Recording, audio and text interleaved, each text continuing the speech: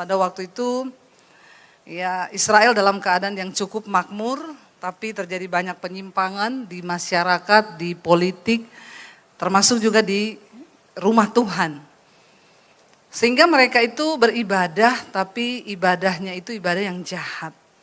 Jadi ternyata ibadah itu bukan hanya baik saudara, ada juga ibadah yang jahat.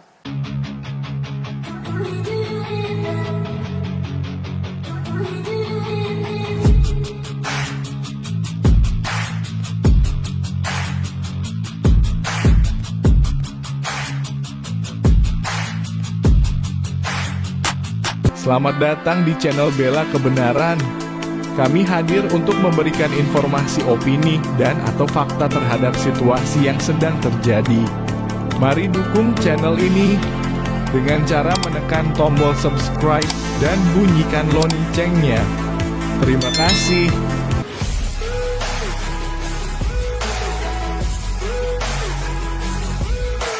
Iya Bapak Ibu, hari ini kita akan belajar dari firman Tuhan. Saya percaya semua kisah yang tercatat dalam Alkitab itu memiliki nilai untuk kita bisa belajar. Dan ini terjadi saudara ketika zaman pada waktu itu bangsa Israel. Ya, mereka seperti biasa hidup di dalam dosa, memberontak ya, dan Tuhan angkat nabi-nabi untuk berbicara kepada mereka. Dan hari ini saya ambil dari kitab Amos saudara ya, pada zaman Amos pada waktu itu ya Israel dalam keadaan yang cukup makmur, tapi terjadi banyak penyimpangan di masyarakat, di politik, termasuk juga di rumah Tuhan. Sehingga mereka itu beribadah, tapi ibadahnya itu ibadah yang jahat. Jadi ternyata ibadah itu bukan hanya baik saudara, ada juga ibadah yang jahat. Ada ibadah yang jahat. Nah hari ini kita akan belajar. Jadi Amos ini dipilih Tuhan, dia bukan dari seorang keturunan nabi atau belajar ya. Tetapi dia ini orang biasa, Amos itu seorang peternak ya, dan Alkitab berkata dia dari Tekoa. Dia dipanggil Tuhan untuk berbicara tentang Israel pada zaman Raja Usia ya di Yehuda. Dan Tuhan memakai Amos untuk menyampaikan peringatan tentang banyak pemusnahan, murka Tuhan yang akan turun bagi bangsa-bangsa pada waktu itu. Termasuk juga bagi Israel saudara. Dan akhirnya Amos berdiri dan menyampaikan firman Tuhan ya, apa yang Tuhan suruh untuk dia sampaikan. Tapi hari ini saya pengen kita baca mulai Amos pasal yang keempat. Ayat yang keempat, kalau kita lihat judul perikopnya di sana, ibadah orang Israel adalah ibadah jahat. Ya, ibadah yang jahat. Loh kan ibadah itu baik bu, ternyata tidak semua ibadah itu baik. Ada ibadah yang jahat. Tuhan di sana berkata lewat Amos dikatakan begini, datanglah ke Betel dan lakukanlah perbuatan jahat. Ke Gilgal dan perhebatlah perbuatan jahat. Bawalah korban sembelihanmu pada waktu pagi dan persembahan persepuluhanmu pada hari yang ketiga. Bakarlah korban syukur dari roti yang beragi dan maklumkanlah persembahan-persembahan sukarela. Siarkanlah itu, sebab bukankah yang demikian kamu sukai, hai orang Israel, demikianlah firman Tuhan. Loh, Tuhan berfirman lewat Amos saudara. Pergilah ke Betel, lakukanlah perbuatan jahat. Pergilah ke Gilgal, perhebatlah perbuatan jahat. Apa itu Betel? Apa itu Gilgal? Betel itu artinya adalah rumah Allah, rumah Tuhan. Ya, di sana tempat bangsa Israel beribadah, mempersembahkan korban. Ya, setiap hari kayak kita ke gereja, ya, untuk mencari Tuhan, mencari Allah. Ya, tapi Tuhan berkata kepada mereka, pergilah ke Betel, lakukanlah perbuatan jahat. Pergilah ke Gilgal, perhebatlah perbuatan jahat. Gilgal adalah satu tempat. Ketika bangsa Israel keluar dari tanah perbudakan di Mesir, mereka menyeberang sungai Yordan, lalu mereka tiba di Gilgal, di situ disunat semua yang belum disunat dan dikuduskan Tuhan bangsa itu. Dan itu adalah tempat mereka berjumpa dengan Tuhan, itu adalah tempat mereka beribadah kepada Tuhan, Dan tempat-tempat itu menjadi tempat mereka datang untuk mempersembahkan korban. Tapi Tuhan bilang, ternyata mereka datang ke sana hanya untuk mempersembahkan ibadah yang jahat, saudara. Nah, apa itu ibadah yang jahat? Ibadah yang jahat adalah ibadah yang tidak disertai pertobatan. Setiap tahun mereka rindu ke sana mempersembahkan korban. Dan bangsa ini sudah hidup berdosa, mulai dari rajanya, pemerintahnya, ya, masyarakatnya, bahkan di dalam bait Allah sendiri, di tempat mereka datang menyembah kepada Tuhan, di sana sudah terjadi perdagangan, ya, korban yang dijual dengan harga yang sangat tinggi sehingga orang miskin tidak bisa datang untuk mempersembahkan korban. Semua hanya tentang rutinitas dan tentang mereka mencari kepuasan, saudara. Karena mereka berpikir kalau mereka datang mempersembahkan korban, dosanya diampuni, lalu dia bisa bikin dosa lagi. Lalu akan dia datang lagi mempersembahkan korban, lalu untuk diampuni lagi. Dia Tuhan, kita nggak bisa membohongi dan mendustai Tuhan dengan cara-cara hidup kita. Ya, dan Tuhan mengirim Amos untuk berbicara. Pada waktu itu mereka itu keadaannya baik, bangsanya makmur. Lalu Tuhan menegur mereka, ayat yang ke-6 berkata begini. Kalau saudara lihat judul perikopnya, orang Israel tidak mau berbalik, tidak mau bertobat kepada Tuhan. Ayat 6 berkata, sekalipun aku ini telah memberi kepadamu gigi yang tidak disentuh makanan di segala kotamu dan kekurangan roti di segala tempat kediamanmu, namun kamu tidak berbalik kepadaku. Bayangkan orang dikasih gigi tapi nggak pernah sentuh makanan karena nggak ada yang mau dimakan. Keadaan yang sudah begitu rumit pun mereka nggak bisa makan, kekurangan makanan, tapi tetap tidak mau berbalik datang kepada Tuhan untuk bertobat. Manusia itu, saudara, kadang-kadang udah hancuran hidupnya, tapi tetap sombong, ya, tetap nggak mau datang sama Tuhan. Makanya saya tuh kadang, kalau Pak Victor memang gembala ya, harus konseling, bolak-balik konseling. Kalau saya enggak, Pak. Ya, orang datang, Bu mau konseling, cari Tuhan saja. Sudah cari Tuhan belum kau? Ya, kalau kau belum cari Tuhan, enggak usah konseling-konseling. Sebenarnya jemaat itu tahu kok masalahnya itu.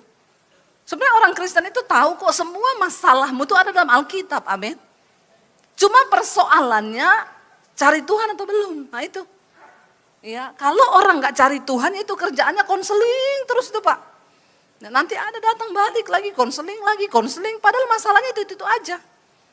Ya, tapi kan Pak Victor gembala ya, kalau orang mau konseling harus, oh iya, mari Ibu, konseling ya. Ya, gembala harus ramah, soalnya kalau tidak dihakimi lagi sama orang Kristen, tuh gembala kok kayak gitu toh. Pret. Ya. Kalau saya enggak, Pak, orang mau konseling, sudah cari Tuhan belum kau? Sudah baca Alkitab belum kau? Kalau belum baca Alkitab, belum cari Tuhan dulu aja, enggak usah kau konseling. Nanti konseling enggak berubah-berubah, saudara. Datang lagi, balik lagi, masalahnya sama.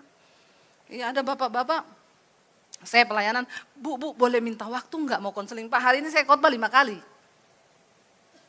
Bapak jemaat di sini, iya. Bapak konseling aja sama Pak Gembalanya. Sudah, Bu. Lah sudah, kenapa sama saya lagi? Tolonglah Bu kasih waktu ya. Begitu selesai, iya nanti saya lihat kalau ada waktu nanti saya panggil Bapak ya. Saya tanya sama Pak Gembalanya, Pak itu tadi ada Bapak kejar saya mau konseling. Itu Bu sudah ribuan kali konseling Bu. Sama setiap pendeta datang ke sini juga dia konseling. Tunggu Pak, kasih bocoran dong masalahnya apa sih? Ditinggalin istri sama anaknya pergi keluar kota. Kenapa? Bapaknya itu pelit. Gak mau ngasih duit sama anak sama istrinya. Ya, jadi ditinggal lah. Oh ya oke Pak, terima kasih. Begitu ada waktu saya bilang, Pak ayo mau konseling. Saya sudah tahu kan bocorannya. Iya, kenapa mau konseling Pak? Jadi gini Bu, istri saya pergi, anak saya pergi tinggalin saya. Lah Bapak salahnya apa? Enggak tahu. Ini orang bodoh, saudara. Ya. Masalahnya dia kagak tahu. Atau tahu tapi pura-pura tidak. Ya, jadi Bapak nggak tahu. Pak, enggak mungkin ya istri pergi, anak pergi, kalau Bapak tuh enggak ada salah tuh enggak mungkin. Berarti istrimu gila, anakmu gila. Kalau istri aja yang gila mungkin, tapi kalau anak juga ikutan gila nggak mungkin, Pak. Bapak salahnya apa? Ya enggak tahu. Bapak kasih gaji sama istri selama ini untuk kehidupan cukup, diam dia. Bapak kasih duit nggak sama istri? Diam dia. Jadi Bapak nggak pernah kasih duit sama istri, terus istri mau hidup dari mana, Pak? Terus sekarang Bapak mau minta apa, didoakan, lah bagaimana supaya istri saya kembali? Telepon istrimu atau WA, minta nomor rekening transfer 20 juta. Pasti istrimu balik. Ya, oh gitu ya Bu, enggak usah konseling lagi ya Pak. Udah terakhir ini ya, tobat kau, tobat ya. Pelit kok, minta istri balik ya. Mana ada istri mau balik kalau suami pelit, bukan gak ada duit. Dia ada duit saudara, tapi kikir. Kenapa nih saya belok ke suami-suami pelit ya di sini? Ya. Orang di Jawa Tengah itu biasanya ya selingkuh enggak, kepahitan enggak, tapi pelit iya.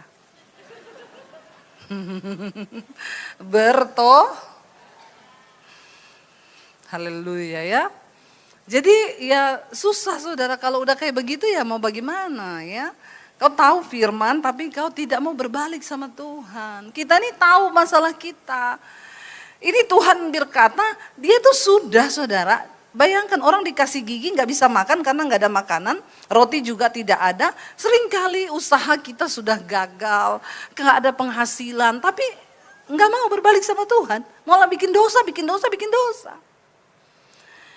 Lalu ayat yang ke-7 dikatakan, demikianlah firman Tuhan, aku pun telah menahan hujan daripadamu ketika 3 bulan lagi sebelum panen, aku menurunkan hujan ke atas kota yang satu dan tidak menurunkan hujan ke atas kota yang lain.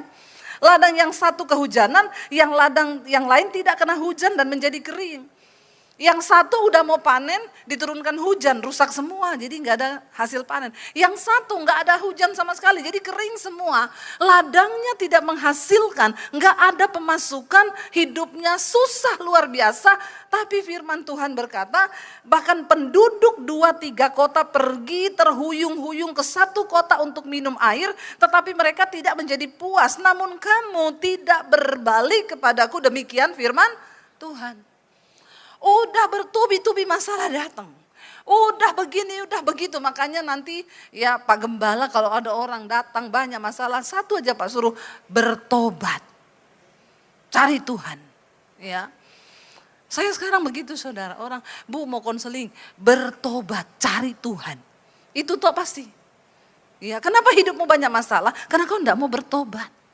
Ya, tidak mau berbalik datang kepada Tuhan.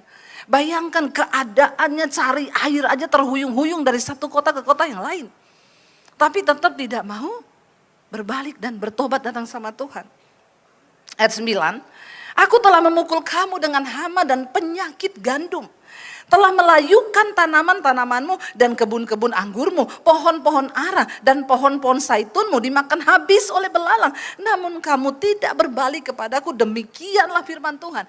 Zaman dulu ini bicara tentang pekerjaan bisnis. Zaman dulu belum ada pabrik.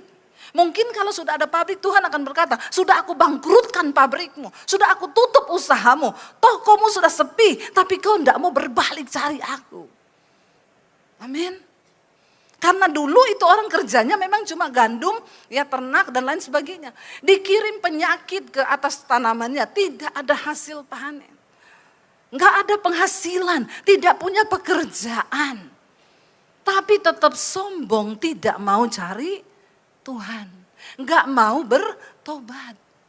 Orang Kristen banyak begitu. Udah miskin, bilang kanan kirimu, jangan sombong kau. Ya, udah miskin sombong lagi. Ya, bertobat saudara. Dan jangan tunggu miskin baru mau bertobat. Dihajar Tuhan, apalagi Tuhan bilang. Ini masalah kerjaan banyak masalah, pabrik banyak masalah. Ya semua banyak masalah, belum cukup. Aku telah melepas penyakit sampar ke atasmu. Penyakit datang silih berganti. Seperti kepada orang Mesir, aku telah membunuh terunamu dengan pedang pada waktu kudamu dijara. Aku telah membuat bau busuk perkemahanmu tercium oleh hidungmu. Namun kamu tidak berbalik kepadaku, kata Tuhan. Terunanya udah dibunuh oleh pedang. perang kalah, mayat bergelimpangan, berbau busuk di perkemahan, tapi tetap tidak mau bertobat. Enggak mau balik, saudara. Ya, kita ini saudara, kalau hidup kita terlalu banyak masalah, coba cek apakah kita ini sudah sungguh-sungguh berbalik dan mencari Tuhan. Ya, semua orang pasti ada masalah, saudara. Ya, kita semua juga menghadapi persoalan. Kita semua sama ketika menghadapi persoalan karena kita semua dicipta dari tanah. Tapi kalau hidupmu terlalu banyak masalah, mungkin kau dicipta dari tanah sengketa. Makanya hidupnya sengketa terus ya. Bertobat. Berbalik kepada Tuhan. Dikasih penyakit tetap juga enggak bertobat. Ya. Saudara, ayo mari kita introspeksi diri. Jangan sampai ibadah kita menjadi ibadah yang jahat di mata Tuhan. Tuhan bilang, aku telah menjungkir balikan kota-kota di antara kamu seperti Allah menjungkir balikan Sodom dan Gomora. Sehingga kamu menjadi seperti puntung yang ditarik dari kebakaran. Namun kamu tidak berbalik kepadaku. Demikianlah firman Tuhan. Hari-hari ini saudara, kita melihat bangsa-bangsa sekarang, ya banyak perang di mana-mana. India lagi berperang. Negara miskin aja perang loh saudara. Coba bayangkan bagaimana nasib rakyatnya. Kita bersyukur hari ini kita masih ada di dalam keamanan, ketentraman di bangsa kita. Tapi kita perlu berdoa buat bangsa ini, buat para pejabat-pejabat yang jahat, yang korupsi. Ya, kita perlu berdoa sungguh-sungguh buat bangsa kita, saudara. Kejahatan demi kejahatan, ya. Lihat hari-hari ini, setan sudah tidak muncul dalam hal-hal yang menakutkan. Ya, sosial media, handphone itu jadi sarana setan sekarang. Perhatikan anak-anakmu, saudara. Saya baca berita kemarin, anak 9 tahun bakar 15 rumah karena terinspirasi dari game. Ya, beberapa rumah kebakaran. Terakhir dia ketangkep karena dia mau mencoba bakar satu rumah lagi, lalu aksinya ketangkep. Begitu ditanya ternyata sudah 15 rumah dia bakar. Terinspirasi dari game online. Otak anak-anak kita dirusak oleh setan. Dunia ini terus berubah, saudara. Dunia akan menjadi semakin sulit dengan banyak prinsip-prinsip yang salah. Dunia mulai menggiring nih. Nilai firman Tuhan mulai tergeser. Kalau kita nggak kuat dalam iman, kita juga mudah terseret. Ya, sekarang banyak doktrin-doktrin yang muncul sepertinya itu benar, ya. Yang lagi viral di sosial media, selain donatur dilarang mengatur.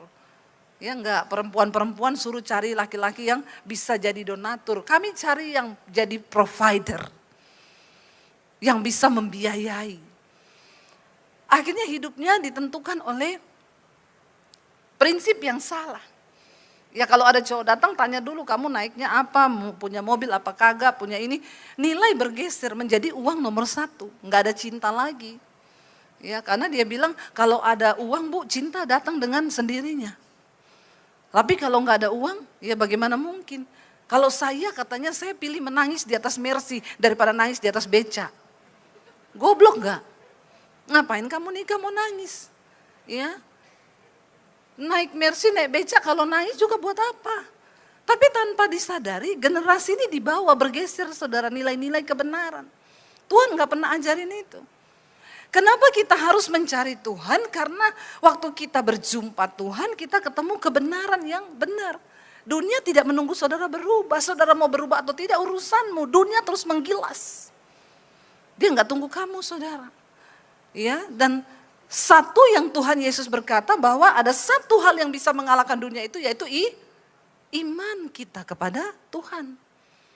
Dunia mau berubah seperti apapun. Waktu imanmu hidup, imanmu itu aktif, maka kita nggak perlu takut.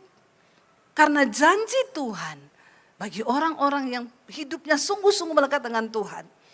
Dunia sedang berlalu dengan segala keinginannya, tapi orang yang benar akan hidup oleh percayanya, imannya kepada Tuhan. Amin, saudara. Sekarang yang namanya AI, saudara, mulai menggantikan manusia.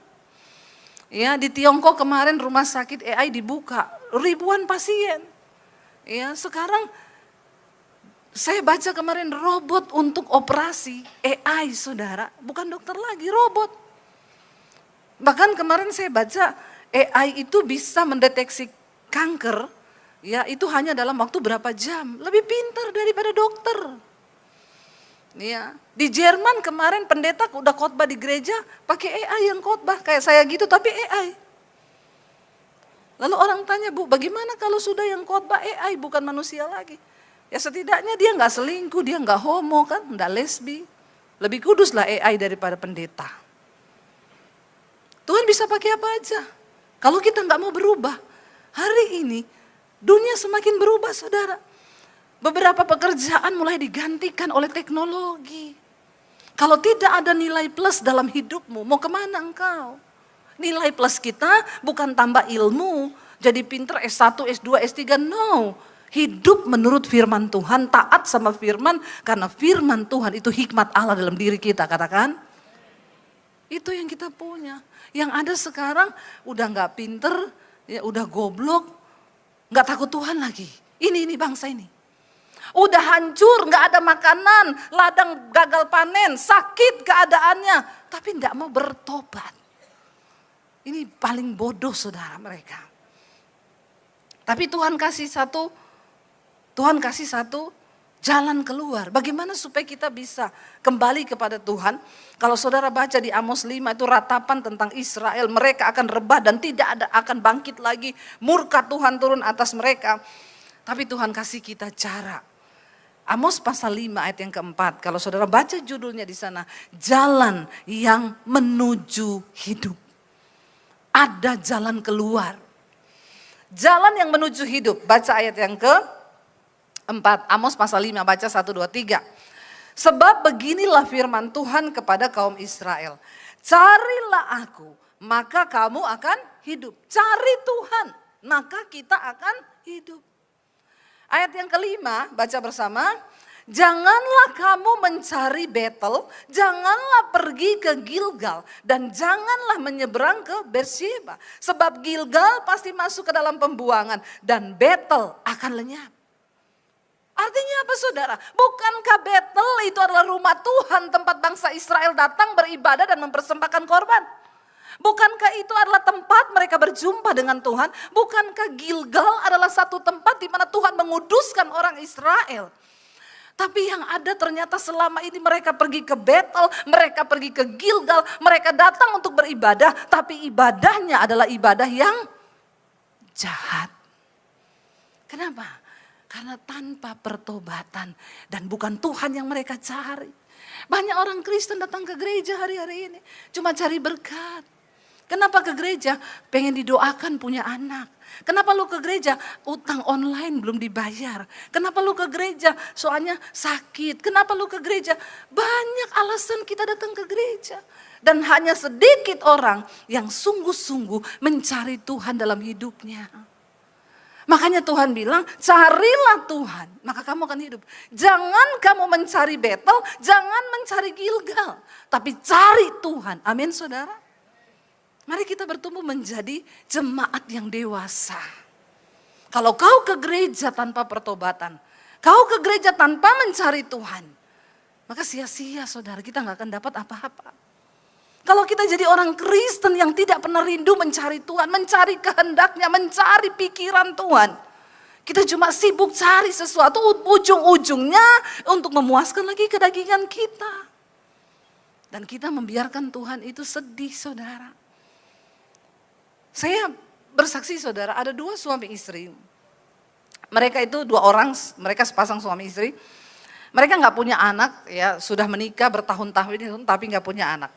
Mereka Kristen dari kecil, tapi mereka bukan Kristen yang mencari Tuhan. Mereka pergi ke Betel, mereka pergi ke Gilgal, mereka ke gereja setiap hari Minggu. Mereka mempersembahkan korban. Tetap berjalan, tadi Tuhan bilang persembahan dibayar, persepuluhan dibayar, mereka tetap ibadah, tapi ibadahnya itu jahat. Mereka suami istri Kristen dari kecil, tapi mereka tidak cari Tuhan. Mereka hidup dengan keinginan mereka masing-masing, ke gereja hari Minggu, pulang berantem, ribut, gak omongan 3 hari 3 malam, saling maki, tapi ke gereja doa untuk minta keturunan. Mereka coba bayi tabung tidak berhasil, pakai uang, pakai apa tidak berhasil. Sampai akhirnya mamanya kirimin khotbah saya. Kamu dengar ya ini ya khotbahnya Ibu Debbie, nonton di mesbah doa tiap malam, mesbah syukur tiap pagi. Mereka mulai nonton saudara. Lalu mereka mulai mendengar kebenaran yang disampaikan. Khotbah saya selalu bicara tentang pertobatan. Saya nggak pernah mau ngomong mujizat dan berkat. Kenapa? Waktu engkau bertobat, kau dapat hati Tuhan, kau dapat perkenanan Tuhan. Mujizat, berkat itu pasti terjadi dalam hidup kita, amin. Itu bukan jadi fokus kita, bukan jadi tujuan hidup kita. Tapi itu bonus yang Tuhan tambahkan. Carilah dahulu kerajaan Allah dan kebenarannya, maka semua itu akan ditambahkan. Lalu mereka mulai mencari Tuhan. Ketika mereka mulai mencari Tuhan, saudara, pola pikirnya dirubah, mindsetnya dirubah. Mereka mulai berpikir bagaimana aku harus menyenangkan Tuhan. Dalam pernikahan, kalau aku mengasihi istriku, aku menyenangkan Tuhan. Kalau aku maki-maki istriku, aku tidak menyenangkan Tuhan. Aku jadi suami yang bertobat, rokok stop, minum mabok stop, dugem stop. Aku mau mencari Tuhan. Mereka mulai membangun hidup mencari Tuhan. Ketika mereka ketemu Tuhan, hidup mereka diubahkan, rumah tangga mereka dipulihkan. Yang terutama mindset mereka dipulihkan Tuhan. Mereka berkata begini, Tuhan, kalau memang Tuhan izinkan kami tidak punya anak, tidak apa-apa, Engkau tetap baik bagi kami. Kenapa kita harus mencari Tuhan, saudara? Karena waktu kau ketemu Tuhan, ada banyak hal-hal yang selama ini menurut engkau benar, itu akan diubahkan oleh Tuhan. Ternyata itu salah. Ketika orang berjumpa Tuhan, dia akan mulai mengalami perubahan cara pandang terhadap hidup ini. Seringkali kita berpikir, oh kalau saya bisnisnya ini gagal, ini karena ya saya ini kurang begini, kurang begitu, kurang begini. Tapi waktu kita mulai ketemu Tuhan, kita sadar, oh itu cara Tuhan untuk saya ini diluputkan Tuhan. Banyak hal-hal yang kadang-kadang tidak sesuai dengan pikiran kita itu Tuhan mulai bukakan. Ya saya dulu dengan suami, tadi malam kita dari Jakarta naik mobil saudara. Ya. Selama ini kan pikiran kita kalau nggak ada duit itu, aduh ya kayaknya marah-marah, bener nggak saudara ya? Ada orang ke rumah sakit tiap hari kan dia marah, ya terus dia bilang sama istri, saya ini tiap hari sakit kepala, kamu tahu nggak? Jantung saya berdebar-debar, makanya saya emosi sama kamu kalau lihat kamu gini. Periksa dokter, dokter cek jantung bagus, darahnya juga bagus, sudah dicek semua bagus. Terakhir dokter bilang cek saldo. Waktu cek saldo ternyata saldonya turun saudara. Itu yang bikin dia emosi. Kenapa engkau harus cari Tuhan? Waktu kita cari Tuhan, kita ketemu Tuhan. Saldo itu ada atau tidak, kita tetap sukacita loh. Enggak percaya nih jemaat. Berarti belum bertobat juga kau. Ya, orang yang sudah ketemu Tuhan, ada uang gak ada duit, dia tetap bersukacita. Insya Allah ya. Kayaknya masih ragu semua nih, aminnya belum kenceng. Ya. Ada uang, gak ada duit, tetap damai sejahtera, tetap sukacita. Puji Tuhan, bertobat Pak Victor. Memang harus diulang-ulang begitu terus nih biar masuk sampai ke dalam. Saya tadi malam sama suami naik mobil dari Jakarta saudara. Saya tanya, udah sampai di mana saya? Dia bilang sampai di Batang. Tiba-tiba suami saya bilang, ingat gak dulu waktu kita pulang dari Jakarta naik motor? Ingat nggak waktu kita sampai di Batang, kita mau lewat hutan-hutan itu, alas ruban itu kan menyeramkan saudara. Kami sampai di situ dulu jam 12 malam, 12:30. Menerjang rasa takut, kita naik motor 18 jam dari Jakarta. Sepanjang perjalanan tuh air mata saya terus menangis. Tapi nangis tuh saya cuma bilang, Tuhan Engkau baik Tuhan, Engkau baik Tuhan. Tidak pernah kami berkata Tuhan tuh jahat. Kami merasakan gak ada duit, waktu pulang itu duit cuma 200.000 hanya untuk cukup bensin. Saya ingat waktu sudah masuk di Batang itu udah mau masuk Semarang, kita mampir di pom bensin saudara. Suami saya isi, dia bilang ada uang sisa, waktu itu berapa 15.000 apa berapa, kita bisa makan ini. Karena udah mau sampai Solo, cukup bensin. Mau gak makan, itu ada mie tek-tek di pom bensin. Bapak-bapak tua dia pikul gerobak. Boleh makan? Boleh. Kita berhenti makan di situ dalam keadaan hujan, kita makan saudara di situ. Tapi di mobil tadi malam kita ngobrol, suami saya bilang, tapi kita dulu happy ya walaupun tidak ada duit.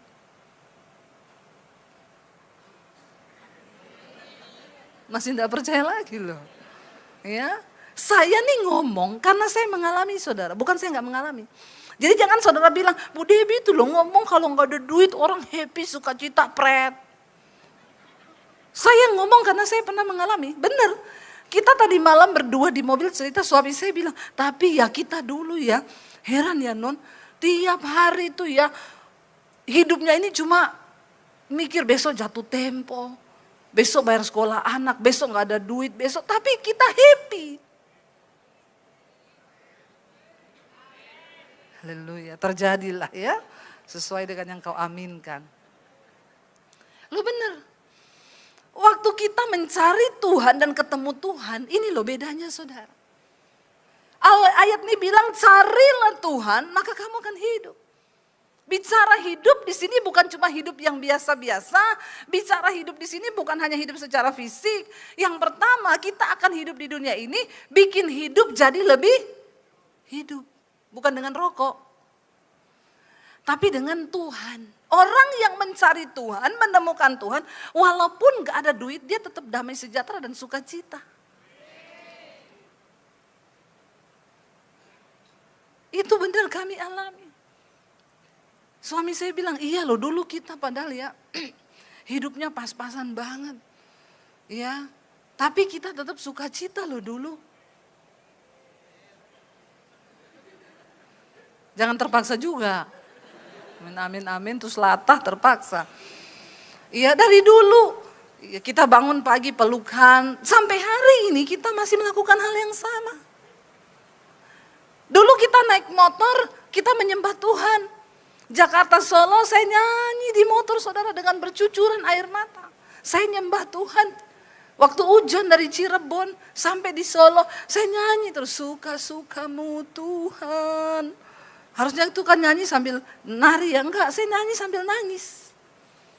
Kami menyembah Tuhan naik motor. Waktu kami pulang naik mobil, sama, kami juga menyembah Tuhan. Yang beda dulu di motor, sekarang di mobil. Tapi hatinya, perasaannya tetap sama. Itu orang ketemu Tuhan. Kenapa saudara Tuhan bilang, jangan kamu cuma pergi ke Betel, jangan kamu cuma pergi ke Gilgal, tapi cari aku. Karena waktu kau temukan Tuhan, kau temukan banyak hal yang berbeda. Engkau bisa punya cara pandang yang berbeda. Waktu suami istri ini sudah coba bayi tabung, coba minta didoakan, tidak punya anak, mereka putuskan untuk cari Tuhan. Hidup mereka berubah. Yang tadinya ribut terus, berantem, saling maki, saling nyakitin. Berjumpa Tuhan, stop dugem, stop rokok. Badannya tatoan semua saudara. Mulai berubah. Ketika berubah, cara pandangnya berubah. Mereka bilang, Tuhan kami tidak dikasih anak pun, Engkau baik Tuhan. Waktu mereka berkata begitu, tiba-tiba istrinya hamil tanpa bayi tabung. Itu Tuhan. Kenapa perlu kau ketemu Tuhan? Karena orang yang berjumpa Tuhan, itu beda hidupnya, amin. Bukan berarti waktu kita ketemu Tuhan kita gak akan ada masalah. Seringkali waktu ketemu Tuhan justru banyak masalah. Tapi sikap hatinya tuh beda.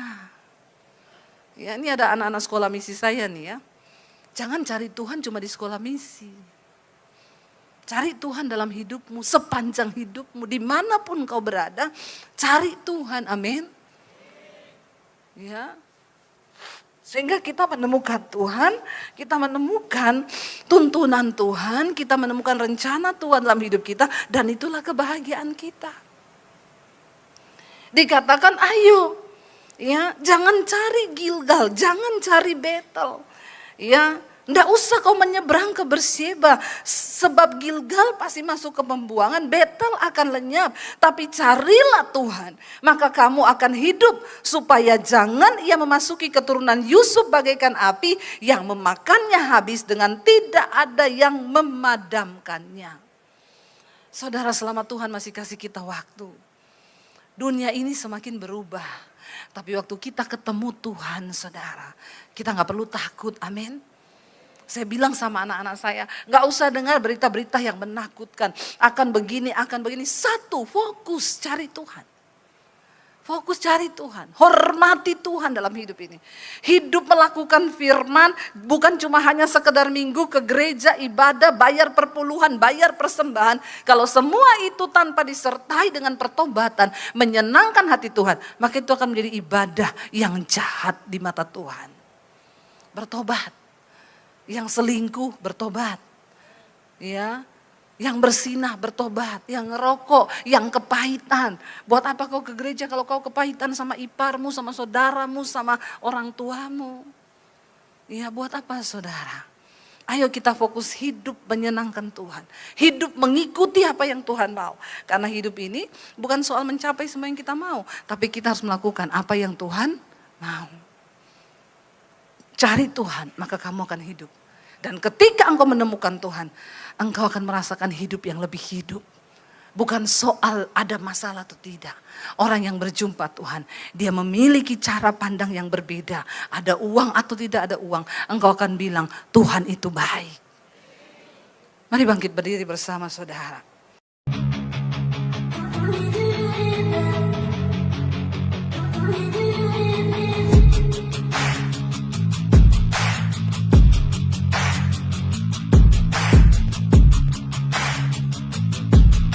Terima kasih sahabat sudah menyaksikan tayangan kami hari ini.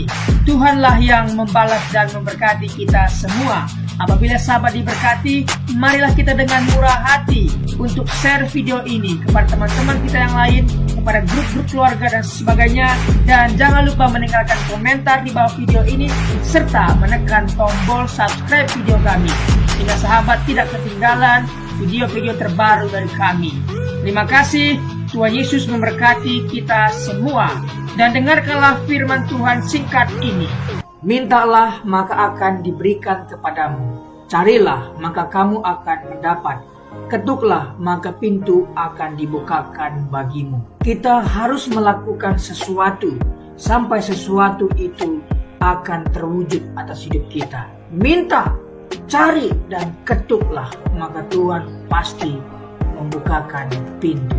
Lukas 18 ayat 1. Yesus mengatakan suatu perumpamaan kepada mereka untuk menegaskan bahwa mereka harus selalu berdoa dengan tidak jemu-jemu. Kita berdoa dengan tidak jemu-jemu. Terus minta maka pasti akan diberikan. Tuhan Yesus berkata, karena itu aku berkata kepadamu, apa saja yang engkau inginkan ketika engkau berdoa, percayalah bahwa engkau telah menerimanya dan engkau akan memilikinya. Amini ayat firman Tuhan ini, bahwa Tuhan pasti memberikan segala sesuatu yang kita butuhkan. Semoga Allah, sumber pengharapan, memenuhi kamu dengan segala sukacita dan damai sejahtera dalam iman kamu, supaya oleh kekuatan Roh Kudus kamu berlimpah-limpah dalam pengharapan. Terima kasih. Apabila sahabat ada komentar dan pendapat yang lain terhadap video hari ini, boleh tuliskan komentarnya, pendapatnya di kolom komentar di bawah video ini, sehingga kita boleh diskusi di sana.